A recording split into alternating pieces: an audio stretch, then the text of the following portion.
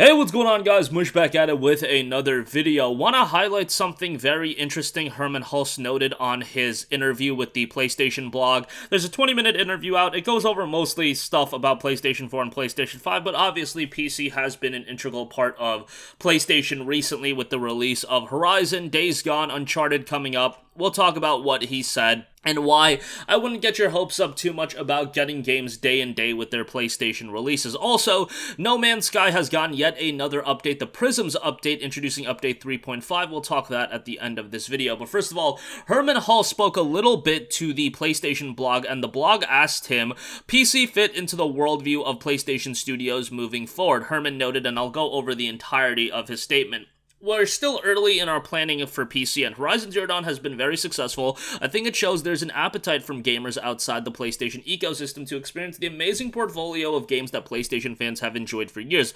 But I want to emphasize that PlayStation will remain the best place to play our PlayStation Studios titles at launch, but we do value PC gamers and will continue to look at the right times to launch each game. Bend Studio just released the PC version of Days Gone on May 18th, so that's about 2 years after the PS4 release. And I hope that a new set of fans can and will enjoy that title, and that's the goal. We want to reach new gamers who haven't yet experienced the great stories, characters, and worlds that we've built. Releasing games on PC will not come ever at the expense of building an exciting lineup of great console games. So, let's dissect that a little bit. What that essentially means to me is that, yeah, they're going to release games on PC, but it's after they've ran the well dry of those games promoted on PlayStation, them selling on PlayStation, be it a year, year and a half, 2 years after that time lapses and the games really aren't selling that much on PlayStation, then they will release it on PC. And look at what they've done. Horizon Zero Dawn, when it was released on Steam back in August of 2020, that was a game that was out on PlayStation 4 at that point for 3.5 years. At that point on the PlayStation 4, you can get the complete edition of that game on sale for like $10. And at that point, the majority of people that had a PlayStation 4 already bought the game. So here's this opportunity for them to release Horizon Zero Dawn on PC. Well, it's a new release on a new platform. We could price it way higher and people will buy it, $50. And a lot of people did buy it. And then you saw them generate revenue that way. But at the core release of Horizon, it was all about promoting the PlayStation 4 and using it as a system seller. Look at Days Gone as well. Days Gone released all the way back in 2019. 2 years later, it came out on PC. Days Gone was a game that was literally being available to PlayStation users just for being a Plus subscriber on PlayStation 5. They were literally just giving you the game if you're a Plus subscriber. I don't want to say it was completely free because you have to be a Plus subscriber, but the majority of people that have a PlayStation 5 at this point are a Plus subscriber, especially because the Plus titles have been so good recently. But you get the idea. The value of Days Gone had diminished so greatly for them using that title as a hook to get people on PlayStation that they were like, okay, we'll put it on PC. At that point, it's not taking anything away from PlayStation, their core property, and they're putting it on PC at $45, $50, and they can sell it to a brand new audience of consumers. Even if it doesn't sell millions upon millions of copies at $50, they're gonna rake in so much revenue, and it's a lot of money for them for the minimal amount of work. It's not a massive undertaking to develop these PC ports as it would be building a Days Gone from the ground up or a Horizon from the ground up, and they've done the work that they were designed to do. Sell people the PlayStation 4 or PlayStation 5, sell them copies of games for $60. Years later, 2 years, 3.5 years, however long it may be, the value of those games from a console standpoint has diminished so much, but we can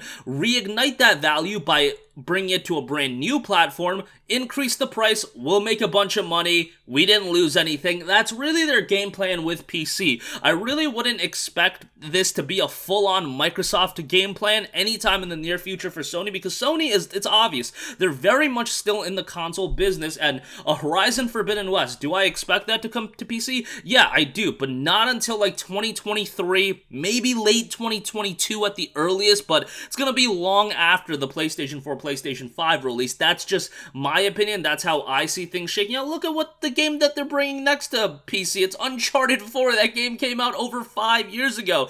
That's another game that's being given away with the PlayStation Instant Game Collection. If you're a Plus subscriber, the value of that game has already diminished so greatly on PlayStation 4. Now they're going to bring it to PC, probably going to price it at $45 to $50. It's probably going to sell really well. They're probably going to make a lot of money, and it'll be more perpetual revenue for them, and they've gotten their original vision out of that game, being a PlayStation 4 system seller, being something that gets people invested into PlayStation, and now all these years later, that value has diminished, and it's going to be out on PC. Makes a lot of sense. Would I like the games to just be available on PC day and day? Yeah, I would, and it's kind of wild that they're pretty much explaining it here. Don't worry, PlayStation gamers, those of you that exclusively play on PlayStation and you think all your games are just going to go on PC day one, Hulst is kind of being like, don't worry. I don't know why you have to say don't worry. Just put, like, in an ideal scenario for me, everything would be on every platform, but from a business standpoint, I understand what Sony is doing. They want to get people into their ecosystem first by having those games as day one exclusives, and then